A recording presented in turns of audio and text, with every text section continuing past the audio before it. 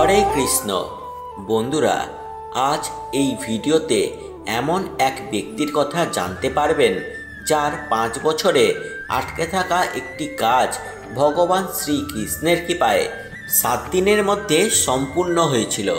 আসলে এই ব্যক্তি ভগবান শ্রীকৃষ্ণের চরণে একটি জিনিস অর্পণ করতেন এবং একটি মন্ত্র নিয়মিত 3 বার করে মনে মনে পাঠ করতেন। তারপর হঠাৎ একদিন ভগবান শ্রীকৃষ্ণের অশেষ কৃপায় তার 5 বছর ধরে আটকে থাকা একটি কাজ সম্পূর্ণ হয়ে যায়, যা দেখে তার পরিবারের সবাই অবাক হয়ে গিয়েছিল। বন্ধুরা, আজকের এই ভিডিওটি অত্যন্ত গুরুত্বপূর্ণ, কারণ অনেক মানুষই আছেন যারা নিজেদের জীবনে বিভিন্ন কারণে বিভিন্ন বাধার সম্মুখীন হন এবং সেই বাধা কাটিয়ে ওঠার পথ খুঁজে পান না। তখন তারা সকল পথ অবলম্বন করেও কোনো সুফল পান না, আর অবশেষে হতাশ হয়ে জীবনের কাছে হার মেনে নেন। আর তাদের প্রত্যেকের জন্যই আজকের এই ভিডিওটি অত্যন্ত গুরুত্বপূর্ণ। তাই আজকের এই ভিডিওটি অবশ্যই মনোযোগ সহকারে এবং মনে ভক্তি রেখে দেখবেন। বন্ধুরা, সনাতন ধর্মশাস্ত্র, ভারতীয় দর্শন ও বিভিন্ন দেবদেবীর পূজা অর্চনা সম্পর্কে জানতে পারবেন আমাদের এই বং পজিটিভ ইউটিউব চ্যানেলে। এই চ্যানেলের মূল উদ্দেশ্য তাই এই ধরনের ভিডিও পেতে অবশ্যই চ্যানেলটিকে সাবস্ক্রাইব করে নতুন ভিডিওর নোটিফিকেশান পেতে বেল আইকনটি অল নোটিফিকেশানে ক্লিক করে রাখুন। এবং এই ভিডিওটির শেষে যদি আপনারা একটু উপকৃত হয়ে থাকেন তবে অবশ্যই এই ভিডিওটিকে একটি লাইক করেই যাবেন এবং কমেন্টে হরে কৃষ্ণ জয় রাধে রাধে অবশ্যই লিখে দেবেন। এবং এই ভিডিওটি অতি অবশ্যই আপনার নিকটবর্তী আত্মীয় স্বজন এবং বন্ধুবান্ধবদের কাছে শেয়ার করতে ভুলবেন না। এর ফলে ওনারাও উপকৃত হবেন এবং আপনাকেই ধন্যবাদ জানাবেন। তাহলে আসুন বন্ধুরা, এবার এই ভিডিওর মূল পর্বে প্রবেশ করা যাক। সার্থকী দাশগুপ্ত নামে এক ব্যক্তি তার পরিবারের সঙ্গে নাগের বাজারের তার পৈতৃক বাড়ির এক অংশে বাস করতেন। তার পরিবারে ছিল তার বৃদ্ধ মা, স্ত্রী, এক বিবাহযোগ্য কন্যা। তিনি এক প্রাইভেট কোম্পানিতে খুব কম বেতনে চাকরি করতেন। সেই বেতনের মধ্যে তিনি খুব কষ্টে নিজের সংসার চালাতেন। এছাড়া 5 বছর ধরে তিনি খুব সমস্যার মধ্যে দিয়ে যাচ্ছিলেন, তাই তিনি এই সব চিন্তার মধ্যেই থাকতেন। তার মন খারাপ লেগেই থাকতো। তিনি কি করবেন তা কিছুতেই তিনি বুঝে উঠতে পারতেন না। বাড়িতে বিবাহযোগ্য একটি কন্যা ছিল যার বিয়ে দিতে হবে, কিন্তু বিয়ে দেওয়ার জন্য প্রয়োজনীয় অর্থ তার কাছে ছিল না। তার একটি ভাই ছিল যে একই বাড়িতে অন্য অংশে বাস করত। সে কলকাতায় একটি বড় কোম্পানিতে আইটি সেক্টরে চাকরি করত। তার স্ত্রীও সেই একই কোম্পানিতে চাকরি করত, তাই তার জীবনে অর্থের কোনো অভাব ছিল না। তবে সে খুব নীচ এবং লোভী মানসিকতা মানুষ ছিল। কিন্তু সার্থকী ছিল ঠিক তার উল্টোটা, অর্থাৎ সৎ প্রকৃতির মানুষ। সার্থকীর সাথে তার ভাইয়ের ঝগড়া ঝামেলা লেগেই থাকতো। আসলে পৈতৃক সম্পত্তি সংক্রান্ত কারণে তাদের মধ্যে এই ঝামেলা লেগেই থাকতো। তাদের বাবা কিছু জমি কিনেছিলেন, আর সেই জমি ভাগাভাগি নিয়ে তাদের মধ্যে এক অশান্তির সৃষ্টি হয়েছিল। সার্থকী মনে করতেন তিনি অত্যন্ত সাধারণ মানের নিম্নবিত্ত একজন মানুষ, কারণ তাদের আর্থিক অবস্থা খুব খারাপ ছিল। তাই তিনি ভেবেছিলেন সেই জমির অর্ধেক ভাগ তিনি যদি পান তাহলে অন্তত নিজের কন্যা সন্তানের বিয়ে দিতে পারবেন। কিন্তু সেই জমির দলিল ছিল তার ভাইয়ের কাছে, যে কিনা সেই জমির কিছুটা অর্ধেক অংশ দিতে সে রাজি ছিল না। আর এই কারণেই গত 5 বছর ধরে আদালতে তাদের মধ্যে মামলা চলছিল। ছোট ভাইয়ের অর্থের অভাব ছিল না, তাই সে অর্থ দিয়ে মামলাটা নিজের দিকে টেনে নিয়ে যাচ্ছিল। সে বড় বড় উকিলের সাহায্যে মামলাটিকে নিজের দিকেই টানার চেষ্টা করতে থাকলো। কিন্তু সার্থকীর আর্থিক অবস্থা খারাপ হওয়ার কারণে সে খুব কষ্টে সৃষ্টে ধার দেনা করে এই মামলার জন্য প্রচুর অর্থ জোগাড় করেছিল।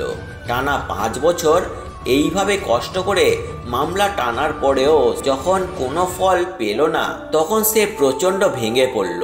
তার মাথায় এক নতুন চিন্তার সৃষ্টি হলো। তার মনে হতে থাকে, মামলার ফল বেরোনোর পর তিনি যদি অর্ধেক জমি না পান, অর্ধেক জমি বেচে তাকে এই মামলার জন্য করা ধার বাকি মেটাতে হবে। তিনি তার ছোট ভাইকে অনেক রকমভাবে বুঝিয়েছিল মামলা তুলে নিয়ে মধ্যস্থতায় আসার জন্য, কিন্তু তার ভাই কোনো মতেই মামলা তুলতে রাজি ছিল না। প্রথমে সার্থকী ভেবেছিল এই অর্ধেক জমি বেচে তিনি কন্যার বিয়ে দেবেন এবং বাকি অর্থ দিয়ে সংসারের আর্থিক অনটন কিছুটা মেটাবেন। এই অবস্থায় যখন তিনি একদিন কোর্টের দিকে যাচ্ছিলেন, তখন যাওয়ার পথে তিনি এক পুকুর দেখতে পান। তার মনে হয় মামলা শুরু হতে এখনো কিছুটা সময় আছে, তাই তিনি সেই নির্জন পুকুর ঘাটে বসে একান্তে নিজের দুঃখের কথা বলতে লাগলেন। আর ঠিক সেই সময় একজন সাধক সেই পুকুরে স্নান করতে আসেন এবং সার্থকীর ঠিক পেছনে এসে দাঁড়িয়ে তার সমস্ত কথা শুনতে লাগলেন। তার মাথায় হাত রেখে বললেন, বাবা, তুমি কোনো চিন্তা করো না, খুব শীঘ্রই তোমার সমস্ত সমস্যার সমাধান হবে। তুমি প্রত্যেক দিন সকালে স্নান করে শুদ্ধ পোশাক পরে ভগবান শ্রীকৃষ্ণের এই মন্ত্রটি 3 বার মনে মনে উচ্চারণ করবে। তারপর একটি তুলসী পাতা ভগবান শ্রীকৃষ্ণের চরণে নিবেদন করবে এবং পুজোর পরে সেই তুলসী পাতা প্রসাদ হিসেবে জলের সঙ্গে পান করবে। 7 দিনের মধ্যেই তোমার সমস্ত সমস্যার সমাধান হয়ে যাবে এবং তুমি সমস্ত ঝামেলা থেকে মুক্তি পাবে। সেই সাধকের এই কথা শুনে সার্থকী প্রচণ্ড অবাক হয়ে যায়। পিছন ফিরে সাধকের দিকে এক দৃষ্টিতে তাকান এবং সেই সাধকের মুখের উজ্জ্বলতা দেখে তার চরণ স্পর্শ করে বিদায় নিয়ে কোর্টের জন্য রওনা হয়ে যান। ঠিক তার পরের দিন থেকেই তিনি সেই সাধকের কথা মতো ভগবান শ্রীকৃষ্ণের সেই বিশেষ মন্ত্রটি পাঠ করেন এবং ভগবান শ্রীকৃষ্ণের চরণে তুলসী পাতা দিয়ে সেই তুলসী পাতা পুজো সম্পন্ন হওয়ার পরে প্রসাদ হিসেবে জলের সঙ্গে গ্রহণ করেন। এই বিশেষ মন্ত্রটি হলো, হে কৃষ্ণ, করুণা সিন্ধু দীনবন্ধু জগৎপথে, গোপেশ গোপিকা কান্ত রাধাকান্ত নমস্তুতে। এই মন্ত্রটি মনে মনে 3 বার পাঠ করেন। ভগবান শ্রীকৃষ্ণের চরণে তুলসী পাতা অর্পণ করে সেই তুলসী পাতা পূজা সম্পূর্ণ হওয়ার পর প্রসাদ হিসেবে তিনি সেবন করতেন।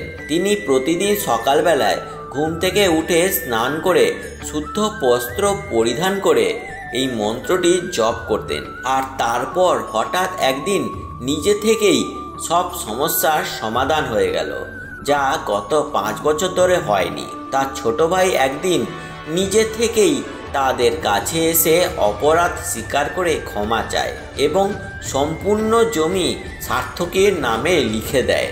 এ দেখে সার্থকী ও তার পরিবার খুব অবাক হয়ে যায়, কারণ ছোট ভাইয়ের চরিত্র ছিল সার্থকীর উল্টো।